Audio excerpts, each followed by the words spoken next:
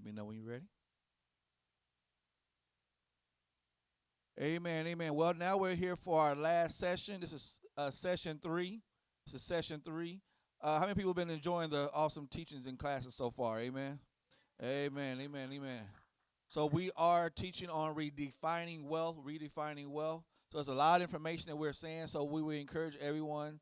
I'll send everyone a link. I believe we have everybody's names and who's in attendance. We'll be adding you in the group so you can go and get, because like I said, it's a lot of information we've told you guys. So we'll be putting everybody in our Facebook group, and we'll be also sending information out to you guys. So next, what we're going to do, we're now going to bring up our next guest. His name is Mr. Jahan. He's probably going to correct me, but Mr. Dahan Johnson, amen. He's the branch manager of 0 Point Mortgage. He's going to be giving you all kind of more information about mortgages and how it all works and why you can get away around things. And just everything he's going to tell you, I know it's going to be great information. We went to one of it. It's going to be amazing. We went to one of his seminars, and man, it was a blessing on one of his seminars. So then once we get done with his, then we're going to have a quick question answer session. We got to ask some questions, amen. So we're going to go and bring forth Mr. Dahan, amen. No, I think I'm good. Thank you, Pastor Al. How is everybody doing today? Out there on Facebook, hope you're doing well also. I want to start first by just giving it back and saying thank you to Pastor Al and Pastor Noel being so supportive for many years of my life. And I want to just give Pastor Al a quick throwback because he may not remember this. So I grew up here in Phoenix, not too far from Maryville, about 2 miles from his father's church that I attended as a child, Azusa World Ministries. My pastor was Pastor Corey, and as I got a little bit older, I would get into the main sanctuary. And one thing I really want to give back is just the influence and the importance of understanding responsibility and the value of getting certain words. I didn't understand the value at that point in time because in the Azusa parking lot back then, there was a batting cage about 3 doors down. So my younger brother and I, we would get right into church and we sit down, and by the time Pastor Alfred Sr. was saying, "You follow me," about 3 times, I was following my brother outside going to batting cages, getting caught sneaking and going playing baseball, okay? As I get older, I get into my career, and as Pastor Al said, yes, I am a branch manager in a mortgage company called 0 Point Mortgage Services. I have a huge passion not only in being able to help people to be able to accomplish home ownership, but being able to have true financial fluency. I feel that I've been called in that position to really give that back to people. Before I get too deep into it, I researched some things about Christ. And there are nearly 2,350 verses in the Bible that speak specifically about money. Okay? Out of 16 of 38 of Jesus's parables, he spoke specifically about money. There is only one other subject that is spoken of more than money by Christ, and that is literally the kingdom of God, which is not of this realm. Why? There is an inherent connection between a person's spiritual life, their attitudes, and their actions when it comes to money and possessions. There is a formula. The one thing I love about finance is the fact that it doesn't care what you think. It doesn't care how you feel about it. There is a specific formula to accomplish owning a home. Now, I want to give it back to God, but one thing that Brother OD and I have in common is service. We believe that we are blessed by blessing other people. I do not have a college degree, but I run a branch and have done over $17 million in mortgage transactions in the last year. Arguably one of the most difficult mortgage times we've seen. People losing jobs, people being sick, people passing away, and I flourished without having the quote-unquote formula you must have. Now, I'm still an advocate of you having your education, but my mindset's a little bit different because I'm behind the scenes for the decisions being made for your financial decisions. And I'm a believer that unless you're getting a social experience or you're getting a degree specifically in the field, it may not be the best thing for you, financially speaking, okay? Now, in the mortgage world, there is a formula to be able to acquire real estate. Real estate, okay? Go to the next slide, my brother. Okay? So a little bit about me. I'm Dehan. I am the branch manager of over 15 different loan officers. I have brokers that can do loans in every single state in the United States.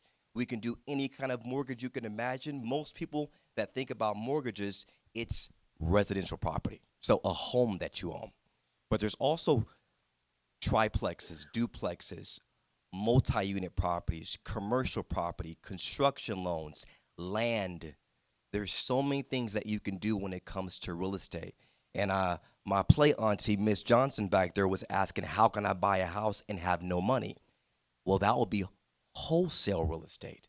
So there's even ways that you can own property without having any income, but you have to be aware, okay?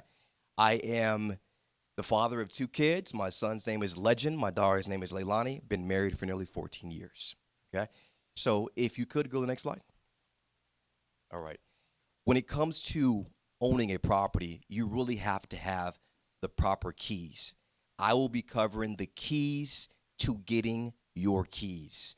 I want to keep this high level, but during this segment, I want to speak specifically into you accomplishing home ownership if you do not currently have it, or investing into property if you currently own a home, okay? Now, Brother OD talked about one of the pillars of real estate, which is credit. I want to really dig deeper into what he was talking about because what he was speaking on is very high level.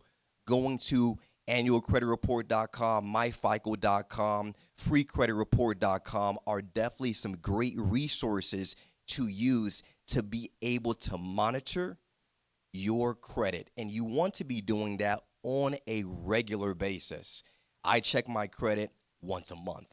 Some people check their credit never.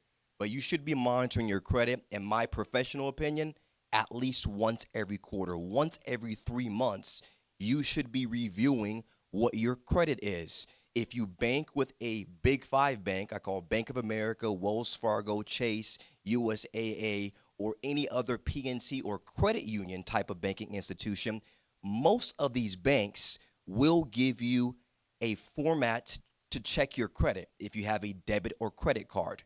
If they don't, you can use a free site, all right? When it comes to credit, there is a formula to getting great, good, poor, and bad credit. There is a formula. Nothing is going to happen by accident. You're either making conscious choices to be unaware, or you're making conscious choices to be responsible, or conscious choices to be irresponsible. Point blank, period. Whether you know it or not, we are always making choices to respond, react, act, or make no action. But everything is still a choice, okay? And when it comes to credit, there's several different things that you can do to help to build it if you don't currently have it, to repair it if it's not in the best condition, or to resolve it if there's some issues that need to be addressed, okay? So one of the keys to credit is trade lines. Most people know what trade lines are, but it is anything that will report to your credit bureau. That is going to be a revolving credit card. That is going to be an installment. And when I say installment, I mean anything that has the same set amount of payments every single month for a certain term. Think of a car. Think of buying furniture. Think of buying jewelry. When you get financing from a banking institution, or you get a new car or a new couch or a new piece of jewelry, that lender is going to give you the amount of money to buy that item, and every single month you're required to make a payment for whatever the total balance is. And that company will subsequently begin reporting to the 3 credit bureaus to show your timely payment. That, my friends, is your responsibility. That's the first scan in the game to be able to establish credit. All right? What Brother OD didn't mention is the fact that when it comes to trade lines, it's really important for you to have a strong mix of credit. If all you have is credit cards, you may not see the growth of your credit as exponentially as if Pastor Al and Pastor Noel have a credit card, an installment payment, a personal loan, and they're reporting things like their utilities. So the old school method of just paying your utilities, believe it or not, it does work. So who is aware that as long as you're paying your utilities, that is still a way that you can build your credit? Did you guys know that? You can, okay? If you're paying your utilities on time, there is a way for you to self-report, okay? So that actually is a strategy to build your credit. It's not the best strategy, okay? Most banking institutions want to see that you are responsibly paying for things that are considered a debt. And your utility isn't technically a debt. It is just a requirement when you live in an apartment or in a home, okay? But first thing is trade lines. Paying your trade lines on time over a period of time is the first key to being able to qualify for financing, okay? Credit scores are going to vary based on what bank that you go to. But Brother OD was correct. Most banks want to see you have a credit score of at least a 620. All right? Now, you can have lower credit scores. 500 is the bare minimum with most banks. And as a broker, what separates me from a Wells Fargo or a Bank of America, a depository that you can walk into and open a checking account, is I have no vested interest in any bank that you go to. I represent my clients versus being employed by the bank.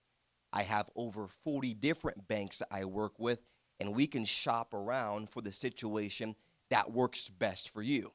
Because everyone's financial picture, everyone's life situation, everyone's income, everyone's debt may vary.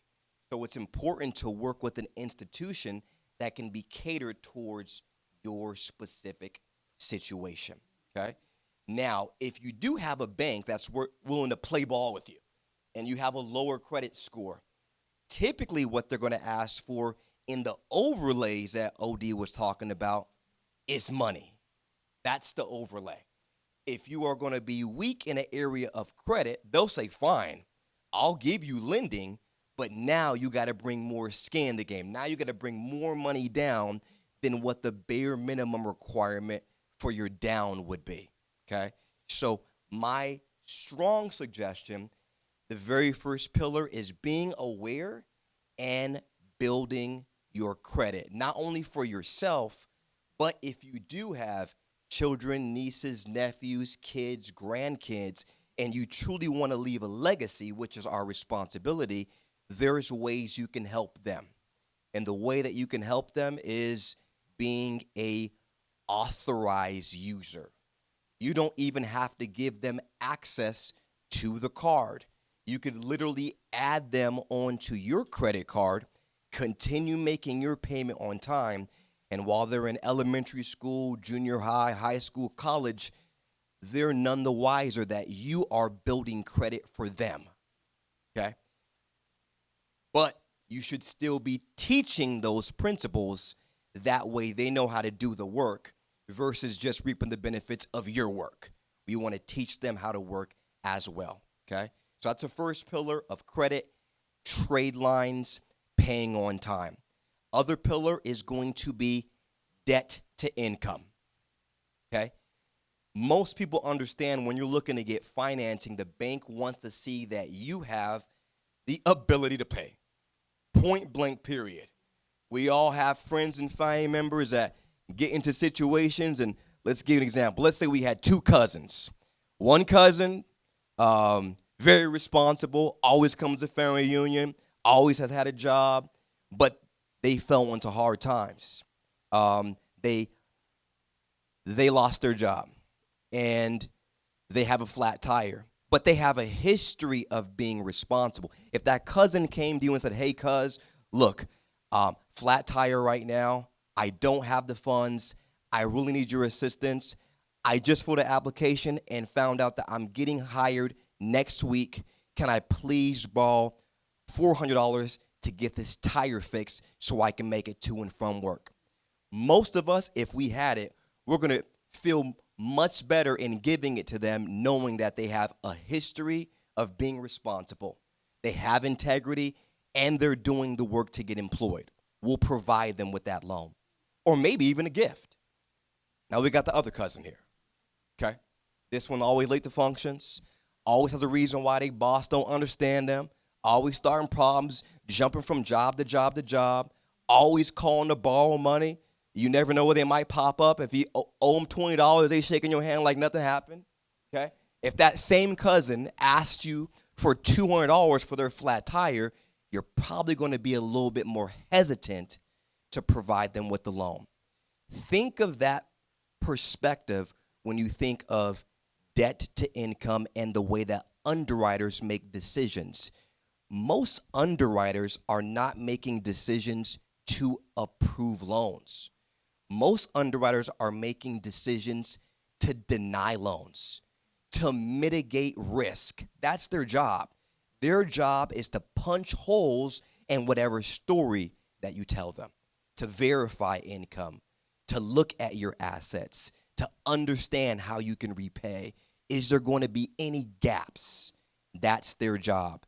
So on your credit, debt to income shows your responsibility of handling your debt. If you were able to get a credit card through Macy's or American Express or Capital One or First Premier or XYZ Bank, and that limit is $5,000, and you've ran that card up over the course of 2 months to $4,000, even if you're paying on time, your ability of building your credit is going to be stagnant. You're going to have a very tough time doing so. So Brother OD was correct. You do want to keep your payments on time. You want to do your very best to use your debt wisely and to keep your balances below 15%. Time, history, and a good credit mix is what's going to get you to the first qualifier in buying a house, which is your credit, okay? Now, the other qualifier is going to be your income. So understanding whether you're a W-2'd or you're self-employed or you're in Social Security, child support, disability, getting rent, however you are earning income, stocks, bonds, cryptocurrency, you work for Uber, most banks are going to want to see how do you generate your income, okay? So you have to have proof of that income in most cases if you're going the traditional route of buying a house. If you're going the wholesale route, that's a different conversation. That's more of you being a broker and you driving for dollars, looking in different areas where there might be an abandoned house or there's boards on that house and there's ways that you can skip trace and find that owner and try to partner someone looking to invest with a house. You're not using any of your own money. Most people are not in that field when it comes to buying their first house. They're looking for something that is 4 words, move, or 3 words, move in ready. You find the house, it's in great condition, got good bones, AC working, all the electric is working. It's got 4 bedrooms, 3 bathrooms, got a pool, got a nice yard, in a gated community, low HOA. That's where you want to move into. That's traditional residential real estate. In that situation, you have to be able to provide your income. most banks want to see stability of 2 years. 2 years of W-2s, 2 years of 1099s, 2 years of filed tax returns for a traditional wage earner. Now, if you guys are out there in Facebook and you're not a traditional wage earner, you're self-employed, you own a business, don't worry about it. There's still a lot of programs out there that will get you qualified being self-employed, and there's 2 strategies. One strategy is looking at your tax return. Some of you might have cringed because if you're like me and you own a business, the goal is to be able to earn as much money as possible and simultaneously pay as little money as possible. And when you do that, sometimes you're not showing the accurate amount of money you're earning in order to have a tax shelter, which is wise, but it's not the right strategy when buying a home. If that's you, one way of being able to calculate your income outside of the resource that Brother OD gave is working with a broker like myself and using things like deposits, using your bank statements, using stated income. There's still programs for self-employed borrowers where you can qualify for a home even if your tax returns aren't truly showing how much you make. I would say that those 2 pillars, the credit and your income, are the first 2 things you need, and the last is going to be your assets. So there are many programs out there for first-time home buyers that you can qualify for the down payment, but I always suggest that the wisest person is going to put themselves in a position in a competitive market to have some assets for their down payment. If you do qualify for a program that covers 100% of your down payment, they may not cover 100% of your closing cost. And when you buy a home, there are 2 sides to the purchase. There is your required down payment, whatever that lender requires, 3%, 5%, or 0%. But there's also the cost of doing business for the title company, for inspecting that home, for your escrows, which are your taxes and your insurance. And there are many banks that will require that you at least cover your closing cost. So just to give you some figures, if you were to buy a house for $300,000 and the average cost for closing is 2%, and the bank is still covering 100% of your down payment, well, 2% of $300,000 would still leave you with a bag of $6,000 for your closing cost. Okay? So cash is king. Saving is important. Having assets makes you a stronger candidate, especially when you're applying for a mortgage. Okay? Those are 3 pillars. Again, credit, debt to income, meaning having lower debt than what you owe, and having 2 years of provable income.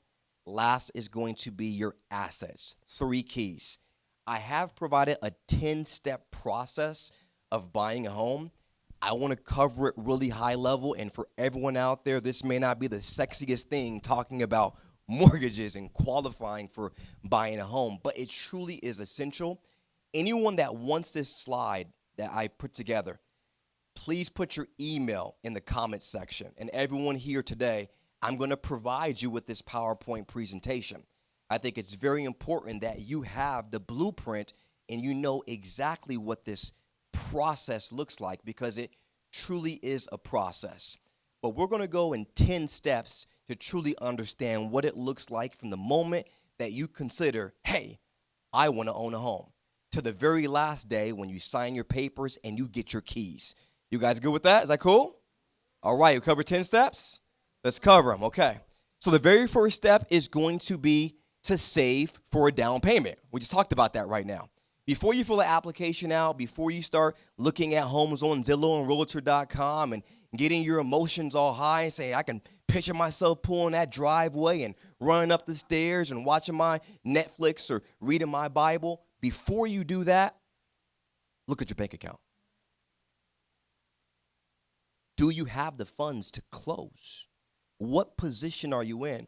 It's great to be able to do the work and to research state programs that will cover your down payment, But if it doesn't fall through and you're relying on that, you can be putting yourself in a very stressful position. So my suggestion, step number one, is save money for your down payment. We are in a time right now where it is a seller's market.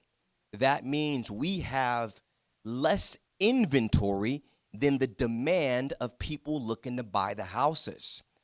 And there are so many people in states where the real estate is higher than it is here that it will put you in a very competitive position to have to fight against someone from California that sold their house for $500,000, and you are depending on down payment assistance, and they have $250,000 in their bank account. Okay? We got California, we got Colorado, we got New Jersey, we got Texas, we got Ohio, we got Detroit. We got people that deal with tornadoes and thunderstorms and high HOAs wanting to come here where we have two temperatures. We got hot and hell. But they'd rather deal with that than deal with, my house is blowing down and I got, So it's true. We're very blessed. We complain about it, but we're very blessed. We can put the AC on. We can go to the pool. We can go in the mall. We can drive around. We're very blessed. So this is a very coveted state to be at. So step one, prepare yourself. Save some money, okay? Get odd jobs. Look online. Look at Uber. There's so many creative ways that you can create income for yourself, not just your job, okay? All right? Number two, know your credit score. Be aware. Understand the difference between what you're looking at and what the underwriter is going to make a decision on. They are two different things, okay? You have access as a consumer. You're not borrowing from yourself, though. You're borrowing from the bank, okay? They are going to rate your credit different than the way that you rate it. Oftentimes, what you're looking at is the same score being used to apply for a credit card. Credit cards are typically $10,000 or under when you have low established credit. And you're looking to borrow money for $200,000, $300,000, $400,000, $500,000. What they're rating is much different. They're looking at 7 years often of history and decisions and choices you've made. Okay? So I believe it's the myfico.com that will give you the access to the mortgage credit. But to take it one step further, my suggestion is when you begin that process is to call a lender, because there's never a failure of getting access to your tri-merge credit report directly from the mortgage company. You'll know exactly what your credit is. It won't cost you $1. Okay? Then you'll be able to look at every single trade line, every single section of your credit report. There are 5 sections. There's current, that's what's reporting and what's helping you. It's closed, what's not currently helping you, but you had before. There is derogatory. That means these are late in the last 7 years. There is collections, and there is public records, judgments, bankruptcies, foreclosures. But that's the 5 sections of your credit report. That becomes your roadmap. Okay? Know your credit. All right, number 3. Once you have saved some money, you feel strong, whatever that amount is for you, depending on your purchase price. Once you've done the due diligence to work on your credit, repair your credit, build your credit, work with a professional, someone in credit repair or a lender like myself, then you want to work on steps 3 or 4. And I'm biased here, but these are interchangeable. In today's market, I would actually put number 4 in front of number 3, switch them around. I'd say get pre-approved before finding a real estate agent, okay? If you find a real estate agent before you get pre-approved, that's fine. But just don't run them around the whole city looking for 15, 20 different houses, not knowing you're pre-approved or not. You're going to get your hopes up. You're going to waste your time. You're going to waste their time. You might be looking at houses that already have offers on them, or by the time you look at it and you fall in love with it and you see yourself in the living room drinking a hot chocolate, the very next day there is an offer on that house. Okay? So get pre-approved. I'm going to go off on a quick tangent here. That way we understand what a pre-approval is. But it covers the things that we discussed earlier with your income, with your assets, okay, with you filing your taxes. It covers those things. I'll go into more detail in a moment and send you this slide. But pre-approval means that the bank has a snapshot of your scenario, and they feel based upon what you provided them, you are qualified to make an offer on a home, okay? And pre-approval does not necessarily mean final approval. You want to understand that. Many lenders won't tell you that.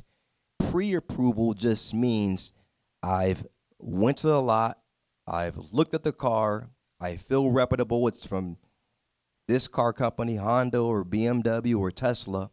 It's got a 100-point inspection, pre-approved. It doesn't mean you're driving off the lot and that car belongs to you, okay?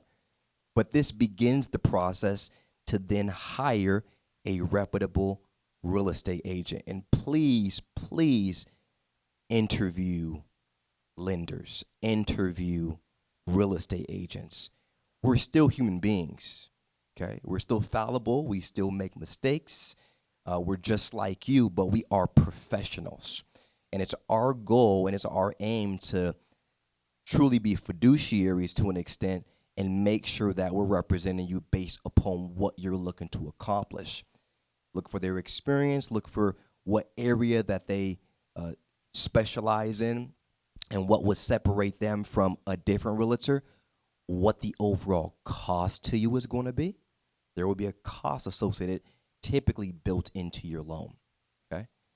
But once you have that real estate agent from being pre-approved, that begins step 5, which is the fun part, everybody finding your home, okay? You guys, strap in here, though. Truly strap in, because all the work that you did really just began at step 5. It just began here, okay? And that's a lot of work to get your savings and to get your credit up. For some people, it's a month. For some people, it's a year or longer, okay? This is a marathon. It's not a sprint, okay? But you're worth it. Your legacy is worth it. Your goals are worth it. But finding a home is also a process, because you'll be looking at many different zip codes, many different sizes of house, different levels of competition, and you'll simply be putting an offer in. And when you put an offer in, what has to happen when you make an offer? You boom, boom, ding, ding, ding, winner, winner, chicken dinner. Just because you put an offer in, it does not mean that your offer is going to be accepted, okay? There are 15 other Glorias out there. There's 17 other Erics out there. There's 27 Al's. There's 15 Dehans. And they all got families. They all got down payment. They're all expressing the interest you're expressing. So no, you're not out there, on your own island talking to the volleyball. You're out there with a lot of other people looking for the exact same thing you're looking for. So during this process, you really want to maintain the right attitude of humility and of patience, good expectations, but you're cautiously optimistic, okay? All right, we talked about making an offer, and at this step, I will just say offer is accepted. Okay, so let's say you've searched for the home, found the home you love absolutely, you put an offer in, the offer gets accepted, you're off to the races. Now begins the final process, which is going to be the submission of that loan from that lender. You're going to have a whole bunch of different documents you're going to begin signing at that point in time. Most likely it's going to be online. Keep in mind, because of COVID and where we are in the world, there isn't going to be a lot of you physically signing documents. So I'd also prepare anyone here looking to buy a home to get very familiar with e-faxes or scans or going down to a Staples and sending documents over, because most mortgage companies aren't having you physically go meet someone. Okay, most of the documents that you're going to sign are going to come through your phone or come to your laptop. Okay, so I have to service all walks of life, and some people aren't the most, fluent when it comes to using the computer. Do your best to have the assistants to be able to do things like e-sign documents and review everything, because that's this part of the process, getting submitted. Okay, when you get submitted, keep in mind throughout this process, the lender is still expecting that you update anything that you've initially submitted. So be patient and be prepared, because if they ask you for pay stubs in May and you don't find your house to July, you got to keep giving them pay stubs. You got to keep giving them bank statements. You got to keep giving them either a verification of employment or any documentation to keep you current. So prepare for that journey to continue being a steward of your documents. And they're probably going to ask you for a lot of different things. Sometimes it's letters of explanation. Sometimes you faxed over your bank statement and you missed a page. And they'll tell you, hey, I'm sorry, Pastor Al, you sent me 9 of 10 pages. I need you to go back, get that one page and scan it over to me. Or, hey, you sent me over a screenshot. We don't accept screenshots. I want you to go get a PDF of that document and resend it to me. Hey, you sent me a pay stub for this particular company, but it says back in 2020, you actually worked for a different company. I need those pay stubs too. So be prepared to continue providing them with the documentation. Okay? It's part of the process. It's going to feel like they're nagging you, but just know their objective is to deny your loan. Okay? All right. Number 7. Once you've submitted the loan, you are in process, you sign these disclosures, the very next step is going to be to get a home inspection. Pastor Al, what's your favorite car? Favorite car? F-150. Okay. So, what's your favorite vehicle, Pastor Al? We got somebody being a real... What's your favorite vehicle, sir? No, he's still here. That's funny. Yeah. Okay, Pastor Al said his favorite vehicle is is an F-150. So let's say you see a post from me saying, Pastor Al, I got this 2022 F-150 fully loaded, black super sport, lifted, big tires on it, ready to go. I want to bless you for less than the actual MSRP. Okay, and I'm gonna sell it to you for $15,000. Okay, what will be the very first thing?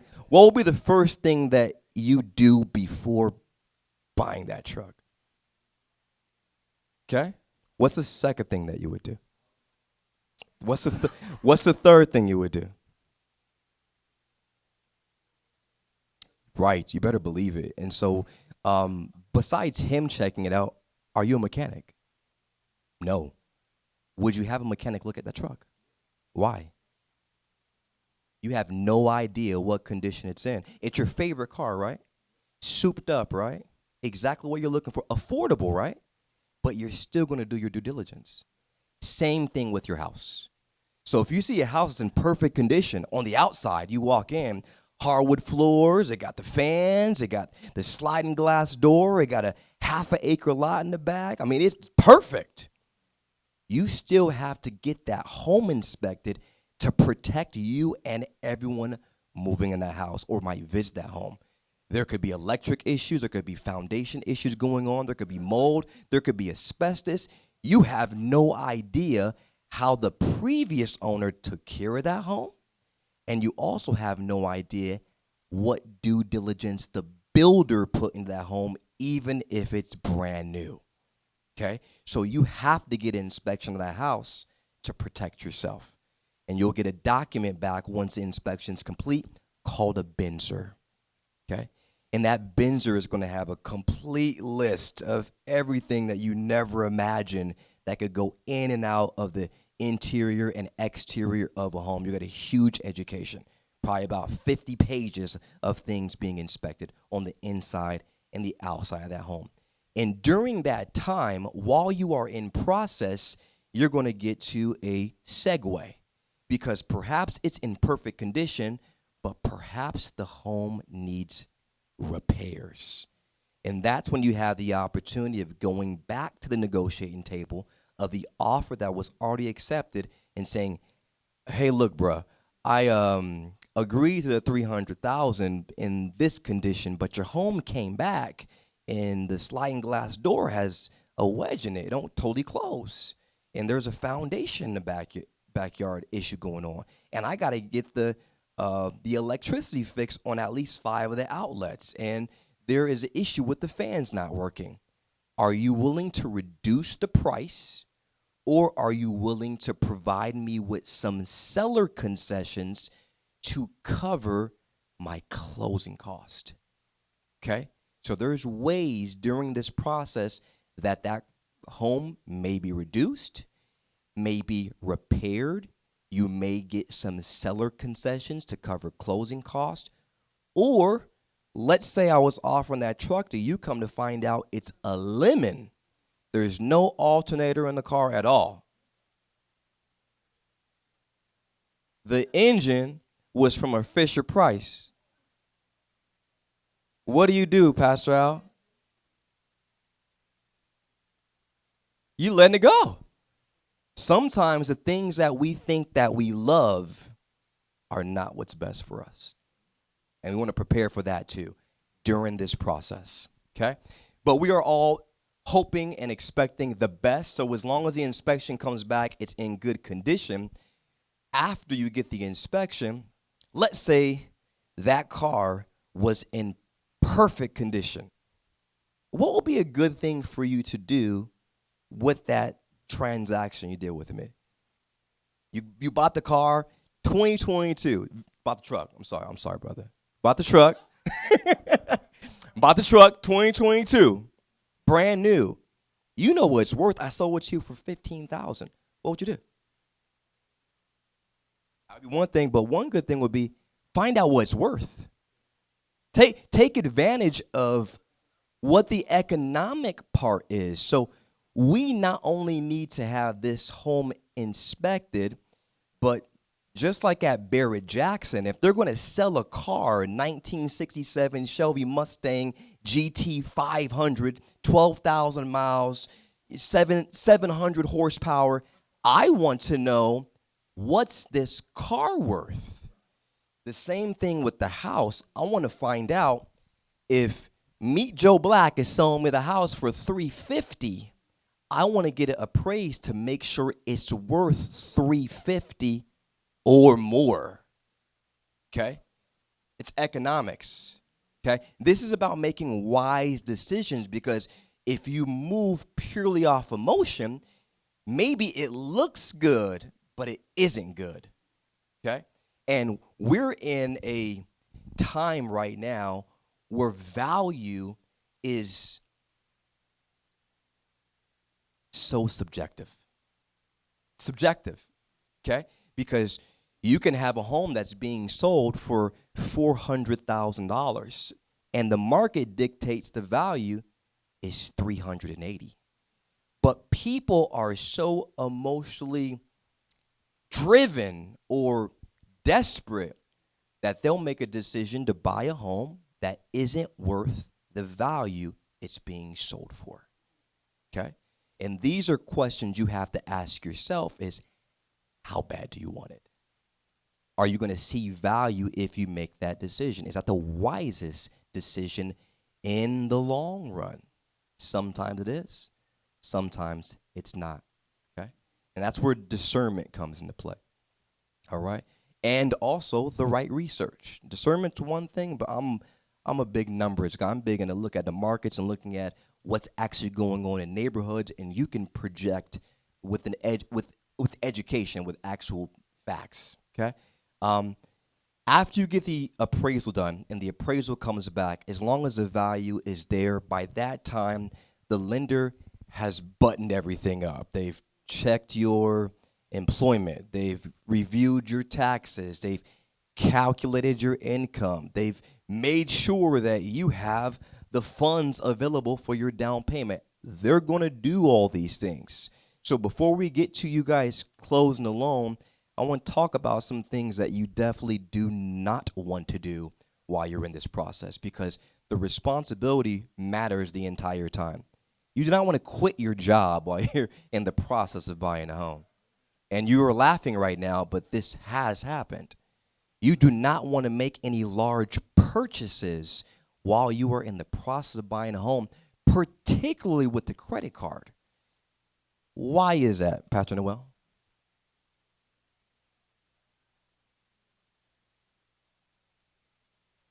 What if I'm a millionaire?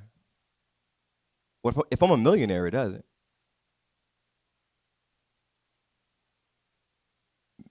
Maybe it doesn't. What it will do, though, is it will definitely change my debt to income. Maybe I afforded it at this particular debt, but now I add additional debt to the scenario, and now I have to reevaluate the entire transaction. Whatever your picture looked like at the beginning when you were pre-approved, maintain that picture or better. You never want to make the picture different if it's going to be worse. Because if my debt to income was 39% and the bank allows 40% maximum, and then I get excited and say, ooh, I'm going to more. I'm going to Ashley's. Ooh, I saw that Cali King. I got a whole bed set. I'm going to put it on credit. No one going to know. And I add $7,000 worth of credit onto my new credit report. They come back, Mr. Johnson, we noticed there was an activity in your credit report. Ashley's? Is there a new payment? Yes, sir, there's a new payment. What's the new payment? Yeah, $250. Oh, okay. We're going to have to reevaluate your income, sir. So we definitely want to make sure that your picture looks the same. You're not quitting your job. You're not buying new things, okay? You're also not making large cash deposits in your bank account, okay? So whenever you buy a home, most banks are looking to do their very best to catch and discourage what would be perceived, not actually done, but perceived as predatory lending, okay? So making very large cash deposits that the bank cannot source could be very bad for a mortgage transaction, because they might look at it as money laundering. You're thinking that I'm being a good steward because I got this graduation money and I got $5,000 in the bank. I'm going to go deposit this $5,000 for my down payment. And the bank's going to say, prove where you got it from. Where'd it come from? They will not accept a letter. They will not accept a post-it. They will not accept the IOU. They're going to want to see a bill of sale. They're going to want to see a contract. They're going to want to see an invoice. And if you can't provide that, done deal. Okay? So typically a bank wants to see seasoning of funds. Okay? Seasoning means that you can provide them with at least 2 months of bank statements of those funds already being in your account. If I go and open an account on October and my loan process begins in October and the opening balance is $5 and my loan's supposed to close in November and the next November statement, I got $20,000. They're going to say, Dehan, where'd the money come from? Okay, and we got to source it with 401k, or we got to source it with assets from a checking account or a transfer from a business account. Or if you are getting a gift, perhaps you have an aunt, uncle, mom, dad, familial connection. If they are giving you gift funds, that is accepted, but they'll want to source it with their bank account. Okay, all right. These are a couple things foundationally you want to be able to prepare for before you close. But as long as all your I's are dotted, as long as all your T's are crossed, we get beyond every step of the process, particularly the appraisal. You'll then get what's called a CD, or a closing disclosure. That closing disclosure is going to give a itemized report of every single cost associated with you financing that loan. The cost for your interest rate, for your appraisal, for the county to record, for your insurance, for your taxes, for your down payment, for any debts that you might be paying off, okay? For your HOA. It will break everything down. As long as you agree to it, then you'll have 3 days to close your loan, which is signing with a notary, typically at a title company or at your home, and get ready for the New Testament, because that package of documents is going to be very, very thick to sign, okay? And then, last but not least, move in, okay? So I know that was very detailed, guys. I appreciate you bearing with me with those 10 steps, but at a high level, that is what it looks like from step 1 of thinking of buying a home to step 10 to moving in and getting your keys. You have any quick questions, guys, or can I move along?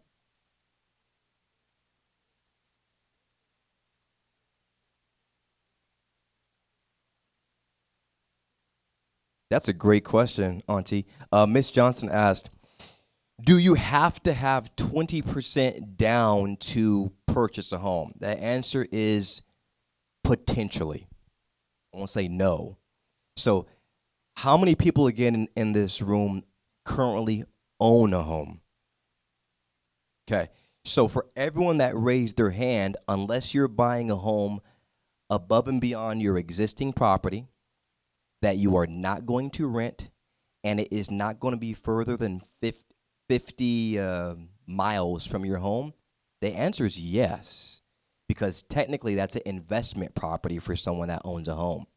If you buy an investment property that you're not moving into to take over your old home, and that property isn't more than 50 miles from where you currently own that property, it now becomes an investment property, and your minimum skin in the game is 20%.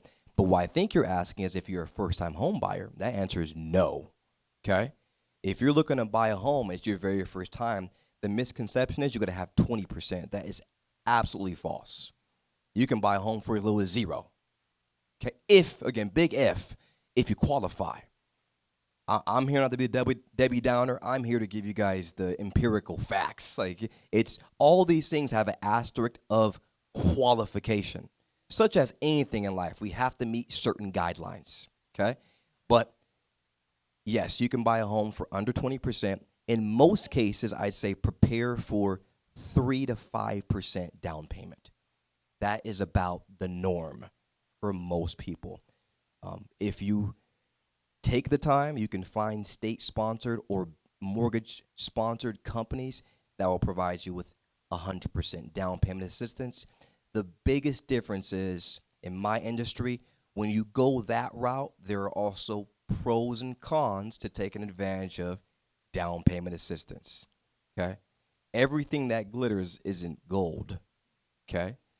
Down payment assistance, I believe, is for a certain segment of people. It's not for everyone.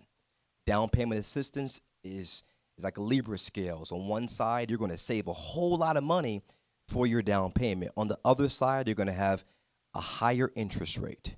On a higher interest rate, you're going to have higher mortgage cost. You might have limitations on what you can buy. And you also might have limitations of when you can refinance that house. Because if you refinance that house, in many cases, in less than 3 years, all the money that was given to you, you'll owe back. Okay? So, yeah.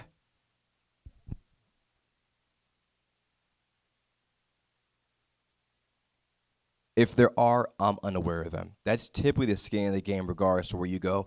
And the brokers I work with are licensed in 50 states. Okay? There are some strategies that you could take advantage of. The question she had was, are there any programs available for investors looking to buy houses where you don't have to be responsible for a 20% down payment? I'm unaware of those in particular for uh, buying a residential investment property. There are strategies where you can get hard money.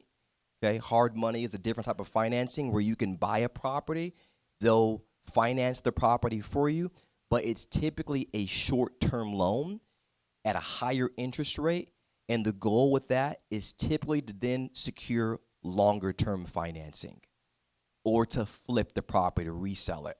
So short story, I already own 3 properties. I want to get another property, but my goal is either to do a rehab on that property and sell it for more than what I bought it for, or to then put tenants in that property so I can get cash flow, make money on a monthly basis. You follow me so far, guys? Okay, so I don't qualify for any residential financing to put down less than 20%, so I get hard money. So hard money lenders will typically give you the money to be able to obtain the financing at a significantly higher interest rate, like 10 to 13%, where you might have been paying, 3 to 4% if you were putting 20% down, okay? The goal would be to obtain that property, do the rehab I need to within that hard money, and then get back on the market and try to resell that property for more than I bought it for, or immediately put tenants in that property to make more money than what it cost for the mortgage. Does that make sense? Perfect. Okay. My man. Yes, sir. Uh-huh.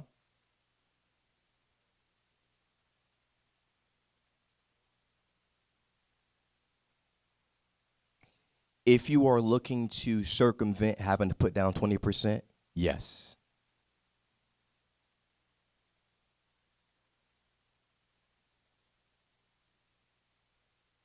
Yes, 2 strategies. Either get a home equity line of credit with a bank, with a credit union, or some niche online companies that will give you a line of credit from your actual property.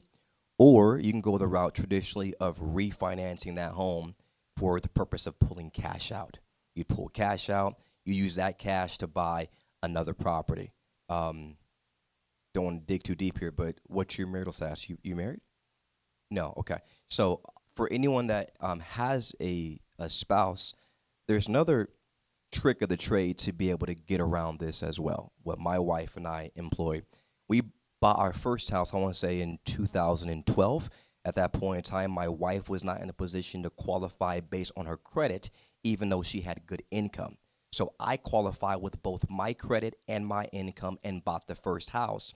Even though it's a community property state, we chose to keep my wife off both title and off financing. So technically, she's a ghost. She doesn't have any responsibility to that house. Under God's law, she does. Our agreement is fine. We're good with that. Now, we bought in Levine. So 5 years later, Levine's blowing up. The 202 is going up. They're building all kind of, infrastructure in that area. And the market was changing. Prices were going up. We're thinking, man, our family's got a little bit bigger. Our income's looking better. I had added her onto a couple of my credit cards. Her credit's phenomenal. We discussed perhaps we can go from being just owners to being landlords also. Okay? So in this strategy, my wife said, hey, you did the financing for the first house. I'll buy another house. So she went and bought a house, and technically, even though I'm paying the mortgage for that house, I'm not on the financing, I'm not on title, and we were able to secure a second property without having to put down 20%. The deed? So the deed says it says my wife's name, a married woman. That's all it says, but my information's not there. It does not. It doesn't have to. What you're referring to specifically is called vesting. It's a good terminology for us to understand. Vesting goes to the legal ownership of a REO, a schedule of real estate, and how your name appears. Depending on how vesting is, it will play into things like insurances or living wills and trust. Yeah. Mhm.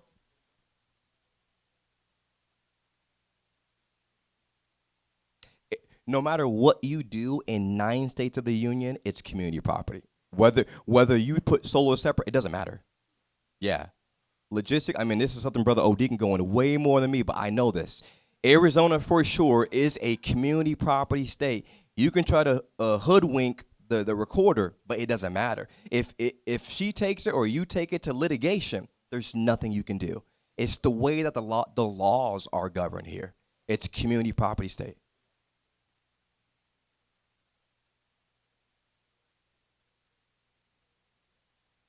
Absolutely. Yeah, there's it's called a disclaimer deed. hmm That's correct. It, but if you ever get into again, I'm not an attorney. So that's number one. Okay, number one, I'm not an attorney. But as far as the umbrella, the very top of the umbrella is the fact that this state, California, and 7 other states are community property. You can list your vesting on your title however you want to, but the trump card is the community property of this particular state, unless that that significant other that you're legally married to has written something saying, I'm relinquishing my ownership in this, da da da da da, they are going to have part ownership of that property. What's that? Yeah. What may, and is again, I don't speak on possibilities. I speak more on probabilities. 'Cause I'm a numbers guy. What's most probable is that if you get into litigation, what will end up happening is either you guys are going to have to sell that home and split whatever the difference is, okay? Or you guys come to an agreement on who's going to keep the property, and they'll have to refinance it and split whatever, give them walking away like equity money. That's usually what happens, from my experience.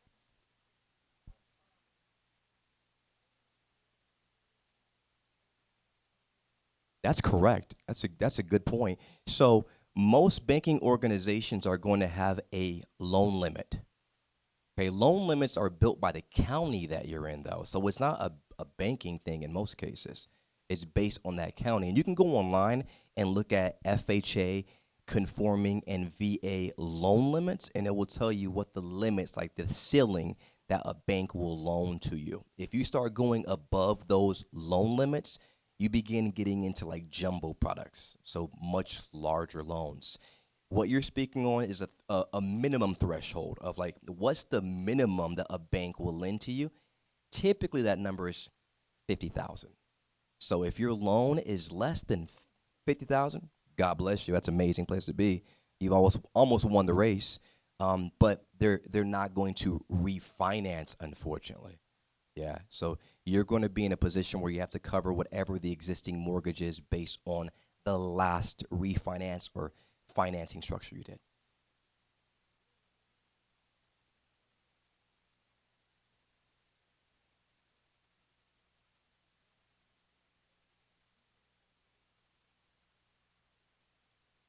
You want to use your house as, yeah, you want to rent your house and you want to use it as income, but the bank is not going to take that as income. They will take it. They will. It depends on how you structure it, though. So most banks have a guideline on the way that they will accept rental income. Unfortunately, if there's a familial connection, like you're renting to your cousin or your sister, they will not accept that unless you have two things. You have a executed lease by both partners, and you have 12 months of canceled checks. So they're hip to the game. They're going to know, okay, you're just telling me that your sister's renting from you. That's fine. Show me proof. Show me the money. Let me see that canceled check going from them to you for 12 months. Now, if it's not someone who's family, as long as you have an executed signed lease agreement for a year, you should still be able to get rental income for that property. But the caveat is how much they are going to use. In most states, they're only going to use 75% of whatever your rent is. They're not going to use 100% because you pay for two other things. You know what that is? Taxes and insurance. So they will not include your full rent amount.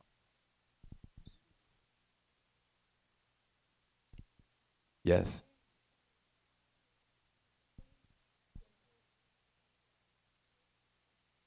Typically, yeah. Typically, her question is it only with family that they're going to ask for the additional step of 12 months of canceled checks?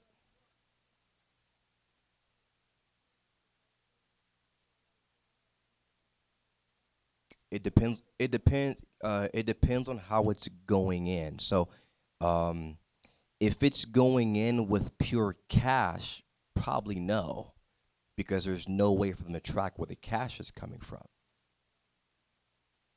If they're writing you a cashier's check, that's easy to source.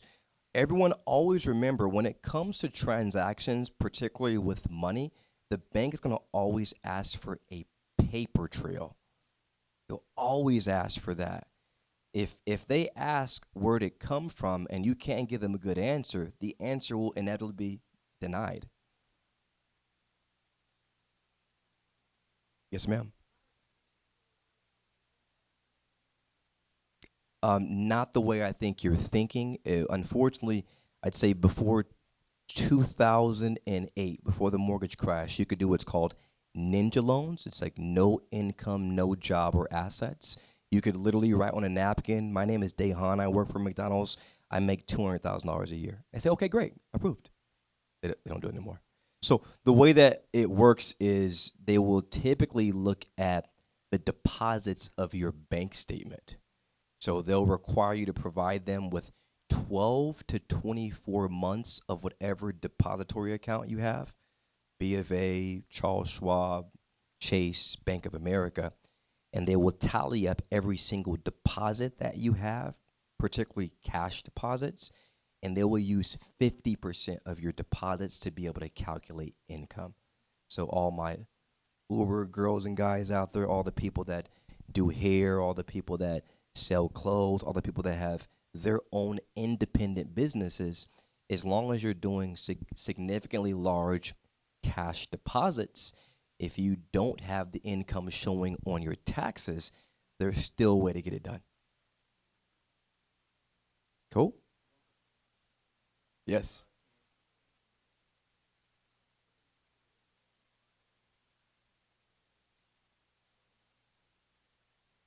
Great question. It depends on what kind of loan that you currently have and what kind of loan you're trying to get into. There are four different loan types: FHA, think government, so Federal Housing Administration. There is VA, Veterans Administration, which is also government. There are conventional loans, which is just the traditional loans from the investors Fannie Mae and Freddie Mac. And then there are USDA loans, which are also government. So keep in mind, big three: USDA, VA, and FHA, government. Government has the biggest pull when it comes to the mortgage industry. Depending on what your current mortgage is, the guidelines will change. I believe with FHA, if you have, I think with bankruptcy, correct? It's 2 years, okay? You have to be 2 years out of your bankruptcy, and the key word is discharge, okay? It's not 2 years out of bankruptcy, it's 2 years out of discharge. 2 years from that date, you are going to then be qualified to get a loan, provided you meet all the other qualifications. One other qualification is you have to have made all of your mortgage payments on time for 12 months for any loan. If you missed a mortgage payment in the last 12 months and you're looking to refinance, forget about it. Not going to happen. Okay? I would say that's with at least 90% of the banks I work with, and the ones that will do it, you're going to get penalized for the approval with your interest rate or with your fees. Okay? And make sure, I hope that answers your question. If not, okay, you're welcome. Yeah.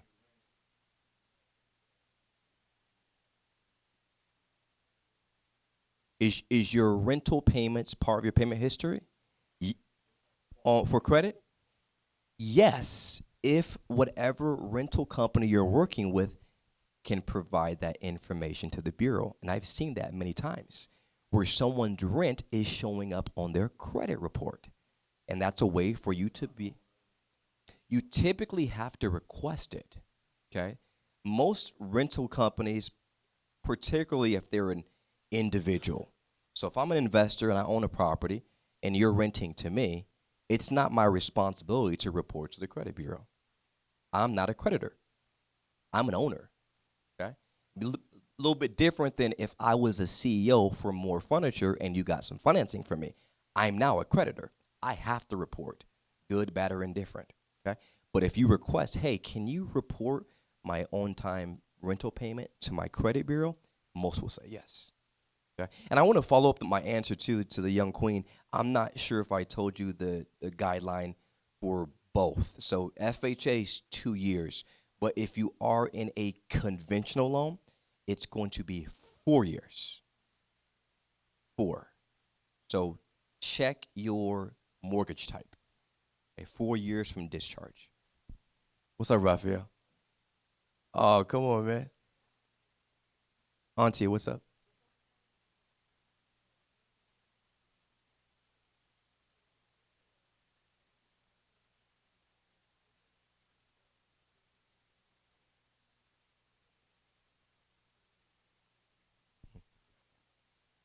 This is an amazing question. Did everyone catch what she asked? If she has a house right now, she's renting that house, she's looking to buy another house, is the lender going to require her to qualify based on the affordability of her being responsible for both houses? Is that your question? The answer is yes. Absolutely. Because are both houses going to become your new responsibility? Yes. Yes. Now, there are some workarounds to this stuff, okay? Because you mentioned that you're getting rental income for the other house, correct? It depends on what your mortgage is on that house. I don't want to get too far in the weeds, but can we play a little math game here, guys? Is that cool with you? Okay. So let's say on this loan that she has for only $40,000, the required mortgage that she has is $500. Okay. I don't know what it is. Don't gotta tell me. Okay. Let's say the rent that she's charging is for $1,300. Is that now a liability to you? No, that's income. That's income. Because you're earning money from your home. You're a landlord in an equity position. So every single month, that renter is paying your mortgage, and above and beyond what you owe the bank, you have a profit margin. You're making money. So it'd be the equivalent of you having a business because your home is a business.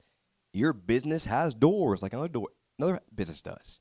Your business has plumbing. It has electricity. You just don't live there. Someone else does. Okay?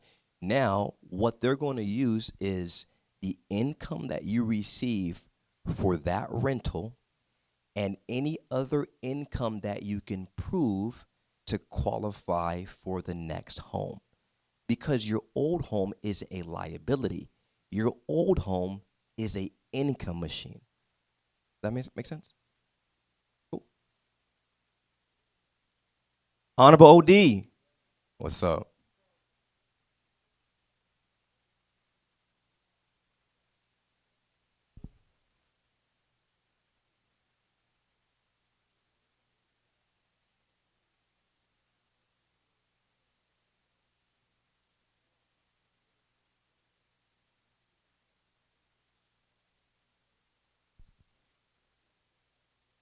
Yeah, so Brother OD was asking, would I recommend a first-time homeowner working with a banker, so an employee of a banking institution like Wells Fargo, or even a privately owned mortgage company like a Fairway or Nova, an institution that will be responsible for providing you customer service, qualifying you, and the lending? They would do everything, and they'd be employed by them. or working with a broker like myself, someone that isn't necessarily employed by any banking institution, but could shop your loan around? It's a very biased question because that's what I do. I would say the answer is it depends on your personality and what kind of experience that you want to have. I would say it'd be more advantageous to have options in the world we're living in. We talked about Louis Vuitton and Gucci and Ross and all kinds of different clothes. Let me just tell a story, okay? So I like telling stories. So me and Noel and Pastor Al, my wife, we're gonna be going to a gala, okay? And there is a strict dress code for this gala. We got to be dressed in nines. We got to be, in business casual or at least a nice suit, okay?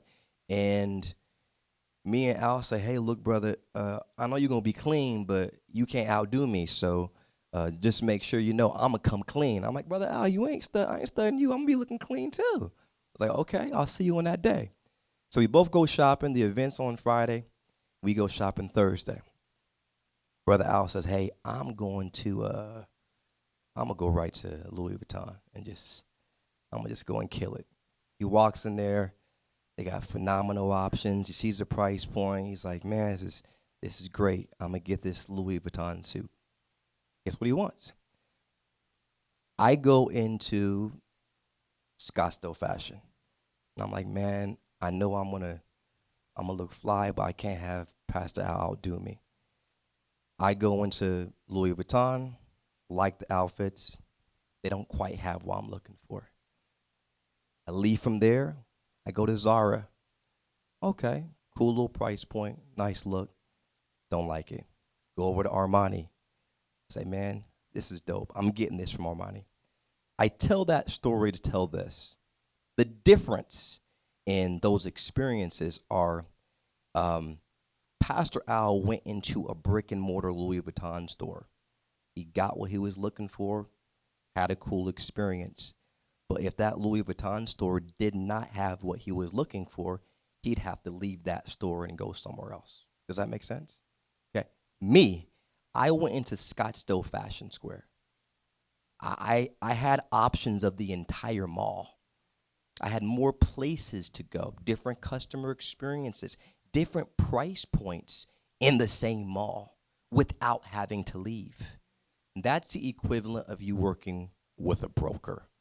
Okay. Now, when I'm so as a broker, I own them all. So I don't care what store you go into. I don't have a vested interest. Matter of fact, I'm going to talk with you and say, hey, Pastor Al, what's your jacket size? What's your pant size? You have a 28 inseam? Okay, what kind of belt you have? All right, you looking for white, black, cream, leather? What are you looking for? And I'm going to custom tailor exactly what we're looking to get and then say, what's your price point? When do you need it? Does it got to be altered?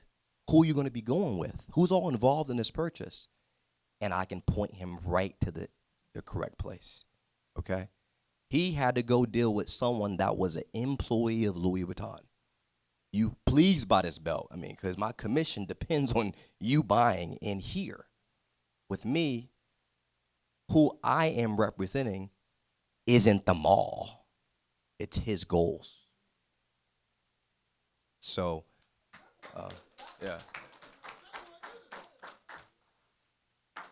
Yeah. We good? Great. All right. That'll be at the end of the slide. Can you get that next one? Okay. We talked about this.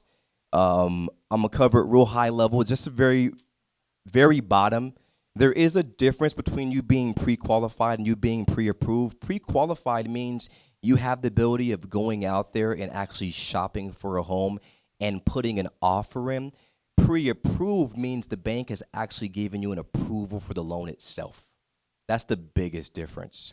Pre-qualification, when you speak with someone like myself or a loan officer, they pull your credit, they get the minimum score, they look at your income, they look at your assets, they find out what you're qualified for, and based on that review, they give you a letter that says you, Raphael, are pre-qualified to go shop for homes.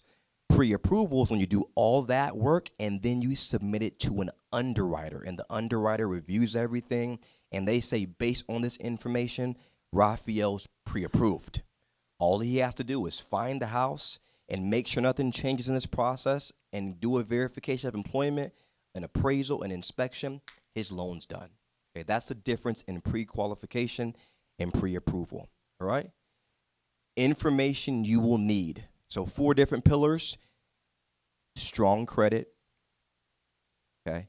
No major issues with the credit, because you could have a 680, 700, you could have a 740, but if you have things like bankruptcies, judgments, if you have collections or charge-offs, those things could deter you from being approved with high credit. Okay? Be aware of it. Also, who in here has student loans? Yeah, I know that'd be about 80% of the people. Okay? This is why knowing your credit is also very important. Most people, because of COVID, they're not required by law. There's mandates right now with COVID where there's no repayment for your student loans. Okay? Lenders don't care about that, though. Even if your payment is 0, the lender is going to take a calculation of your student loans based upon the full balance. So for some people it might be $5,000, for some people it might be $500,000. Okay? I'm exaggerating, but it could be high. What they typically do is they take a percentage of a calculation of your student loan debt. If it's FHA, it is 0.5%, and that will become a payment on your liabilities, equivalent to a car payment or a credit card payment. You may not be factoring that in, but I would suggest if you're watching this right now, if you're here, write that calculation down. They will take a calculation of your student loans when it comes to you qualifying for your purchase. FHA is 0.5% of the full balance. Conventional is typically the same thing, 0.5%, or they might take 0 if you have more than 12 months of 0 on your credit report or your income-driven repayment plan with them. You have more than 12 months of your income-driven repayment plan and it's 0, they'll take a 0 calculation. All right? You need to have your financials, so W-2s, 1099s. If you own a business, Schedule Cs, K-1s. If you have assets from Merrill Lynch, Charles Schwab, 401k. If you're getting money from Ray and them, it's your cousin, you got to have a gift letter. You got to have deposits in your account. It has to be sourced. Okay? You have to have a 2-year work history. And if you don't have 2 years and there's a gap, that's okay in most cases, as long as you have a letter of explanation. And then last but not least, what you need to qualify for a loan itself is going to be your debt to income calculation. Quick breakdown. Take whatever you earn on a monthly basis based on the combination of the average of your monthly income from your pay stubs and divide that by whatever the total monthly payment will be with your mortgage and anything else that is a monthly payment on your credit report. I'll repeat that again. Take whatever you earn on a monthly basis or you and your partner earn on a monthly basis based on the 2-year average from your tax return and your most recent 2 pay stubs, okay, or child support or Social Security or whatever rental income you have. And you want to divide that by the new mortgage payment and any other monthly liabilities you have on your credit report. That will give you your debt to income ratio, okay? Your debt to income ratio for most banks, if it's FHA, has to be below 50%. If you're getting a conventional loan, it typically has to be under 45%. If you're using down payment assistance, it's more strict. It has to be below 45%. Okay? This is the information you will need. This is our success roadmap. As you see here, it all begins with patience. Hard work, perseverance, and then success. Any questions? Or next slide. Cool. I broke this down. Won't go too deep into it. I'll send this to everyone. These are 4 different loan types we discussed. Conventional loans, FHA loans, USDA, and Veterans Affairs. On this slide, for everyone watching, thank you for your patience. It will give you a breakdown of what the minimum guidelines and requirements are for each program. Down payment, credit score, if it's government insured, and what your requirement for debt to income has to be. Let me go to the next slide. We already talked about this, that this is a marathon. It's not a race. 5 P's, proper preparation prevents poor performance. Okay, this is really about what Pastor Al and Pastor Noel said: mindset, attitude, and preparation. After being prepared begins the task of the hard work. And oftentimes it is just that, but the performance, the outcome is well worth it. Okay? There's 8 first-time homebuyer mistakes. I cover them really quickly. Number 1, not having a budget. Okay? Know what you can afford on a monthly basis. And this is also just in case things hit the fan. Your AC unit goes out, it's past 1 year, you got to cover that AC unit. You know? You have a problem with fans, or your brick wall breaks, or you guys got to work on some plumbing, you got to fix cracks in the wall. It's all your responsibility. Not checking your credit reports, you want to do that. Number 3, big one, not comparing mortgage companies.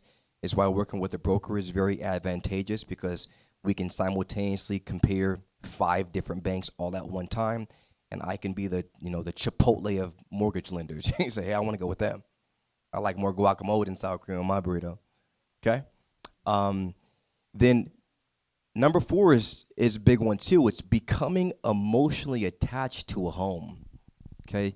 The Honorable O.D. Harris said something very wise, and that is, I don't care if it's a small home, just get a home. You know? It says what? The borrower is a slave to the lender. Okay? To an extent, you are, until you own that home. At the exact same time, it's better to be a tenant in a property that you own than truly a slave to your landlord, because you have no equity there. You're done. At least with a house, you are living in a bank. As long as the economy stays stable, the home that you buy for $200,000 in 2022, the goal is it for not to be worth $200,000 in 2023. Maybe it's $230,000. Maybe it's $300,000. Many people in the last year have probably earned anywhere between $50,000 to $150,000 in 1 year because of the market, buying at the right time. Okay, the goal isn't to wait and buy real estate. The goal is to buy real estate and wait. Okay. Number 5 is applying for credit before the sale is final. I kind of touched on that. Number 6 is foregoing the inspection. I talked about that too with Pastor Al's vehicle. Number 7 is underestimating the cost of home ownership, and this is definitely a big one. You want to really write the things out in case something happens to prepare yourself for the cost of ownership. And then spending your entire budget. Next slide. What's next? Okay. What's next all depends on you. Okay. Do I care if you work with me? I'd prefer that you do. I mean, it benefits me. But honestly, my heart is really for you having financial fluency and you having all the tools needed to make the best decision for you and for your family. So I implore you, if you don't connect with me, connect with someone, that you trust, that you feel is going to be dependable and have the integrity to accomplish the goals that you have. But the next step is just having a positive attitude and taking massive action. You keep doing what you're doing, you're going to keep getting what you're getting. Okay? Understand that this is not an easy task by any means, but you can do it. It's little by little, step by step, decision by decision with the right guidance. Okay? And know that you have someone here that's an advocate of you and the community to get you to where you want to be. But financial fluency is so, so, so important. I don't believe there's a time that is too late, so I don't care if you're 16 or 96. I really don't, because the information that you learn can not only benefit you, but benefit the sphere around you. And if all you do is pass that information on to someone that you love and you care about, you are changing lives. You are changing the trajectory of wealth and the way that things are looked at, being responsible. Credit's important, finance is important, insurance is important, having the right investments are important. Budgeting is so, so important. I don't want to plug anyone in particular here, but there was a seminar I took that really showed me years ago how to use a system for discipline of envelopes. I needed that because I needed massive discipline because I was so frivolous with my spending. I needed something to force me to create a budget, a zero down budget, and to assign every single dollar. If you don't assign your dollars will assign themselves. And you will quickly put yourself into a situation where you are either living from paycheck to paycheck, or the goals that you have will get further and further and further in the sunset versus you get into that horizon yourself. Okay? So lots of resources that Brother OD has, I have, whether it is for the very beginning and just looking at your credit, or talking about having a budget, understanding where you are with your income, how to get better opportunities for more income when it comes to insurance, when it comes to qualifying for a mortgage.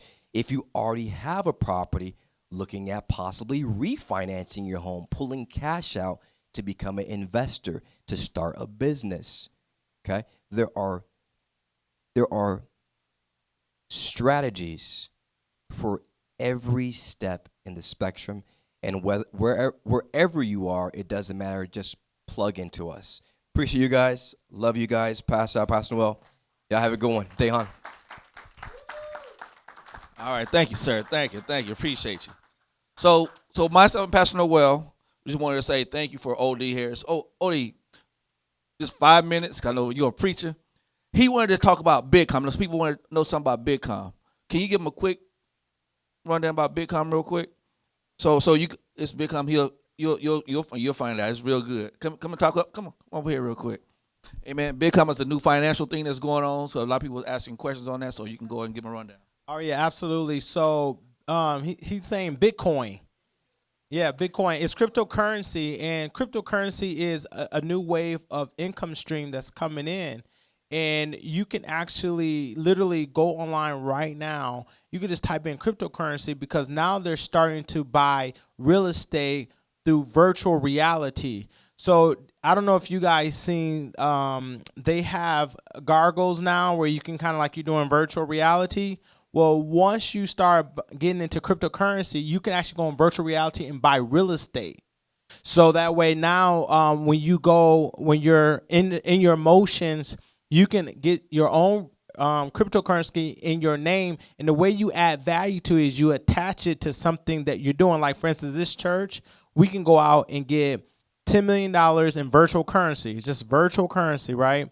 And then we can say this building is value. This is like a property, right? And so what they'll do is people will base the value of the cryptocurrency as if it's like a stock or a share. So let's say this building is worth $5 million. You have $100 million dollars in cryptocurrency, what people will do is they'll do an evaluation and say, okay, that cryptocurrency is probably worth 25 cents or a dollar. And what people will do, they'll buy into it. When people buy into it enough, what it does, it becomes a value, and then you can start withdrawing the money as if it's cash. So on your Cash Apps, you guys see like Bitcoin and things like that. Well, if you can go to Coinbase.com, you can actually buy. It'll tell you the top 10 virtual currencies, and you can buy for really, really low. When I bought into Bitcoin was only $122. I'm gonna invest. I own a Bitcoin right now. It's worth $51,000 right now, and I can take that out anytime or go to an ATM machine. So Bitcoin is the next virtual currency, is the next wave. It is a way that you can earn money. I know people are skeptic because they don't understand it all the way, but I really wish I had more time. I can sit down and break down, but I don't have that time. Okay, we're going to work on another seminar, but I just want you to focus, forward, think. Cryptocurrency is the next way. It is how we actually are closing the gap in the marginalized community. So let's do it. Let's make those investments happen.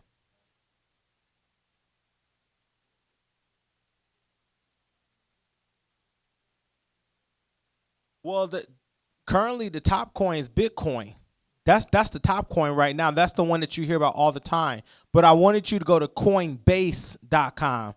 And you can download the app too. Go to Coinbase, and then they have different coins that you can buy into that's actually cheaper than Bitcoin. Because right now, Bitcoin is like $50,000 for one coin. So some of the other coins that's in the top 10 is actually cheaper for you to buy into. And it's not replacing the dollar. What it is looked at as a share or like owning a property. And then as that property value go up, that coin goes up, which means your increases the amount that you can earn back. It is still taxable if you take it out and use it as cash. And currently right now, Tesla, you can buy a Tesla with Bitcoin. You can buy Apple. You can buy Apple products with virtual currency right now. If you're using the Bitcoin, you can do that. So it's the same exchange. So you want to do that. Amen. So we're going to be having a seminar. I'll be sending that information out. There's a lot of stuff that we wanted to cover. Me and Pastor Noel, we had 23 pages worth of notes. We only got to 9. But there's a lot more stuff we really want to get to you guys with. But we'd like to say thank you for OD and Mr. Dejan Johnson. This is why if you want to talk to him about mortgage, I'll make sure you guys have information about his information, his telephone number, his email about mortgage. I said, Brother OD, he's a financial advisor. Also, he's an accountant. So tax season is coming up, so you want to know about information about that, you can get with him on that. Because our goal next year, that's why I told everybody, make sure you get that book, Automatic Millionaire. So when we start really talking about this stuff, we can also understand all that stuff. So get that book, Automatic Millionaire, amen. Get that book. And next year, this time, we want to see at least 75% to 85% of the people to have a way that they now have some land. Amen. Everyone, our goal for next year, everyone to have a part of the land, because we want to now learn how to work what God has given us and how to manage what God has given us. Amen. So, well, with that being said, we'd like to say thank you for watching our seminar today of Redefining Financial Wealth. My name is Pastor Al, and my lovely wife, Pastor Noel. For we walk by faith and not by sight, as we do ministry and life together. God bless. We'll see you guys next week. For the one who's going to go to church, we'll see you guys tomorrow. If not, we'll see you soon. Amen. God bless. Amen.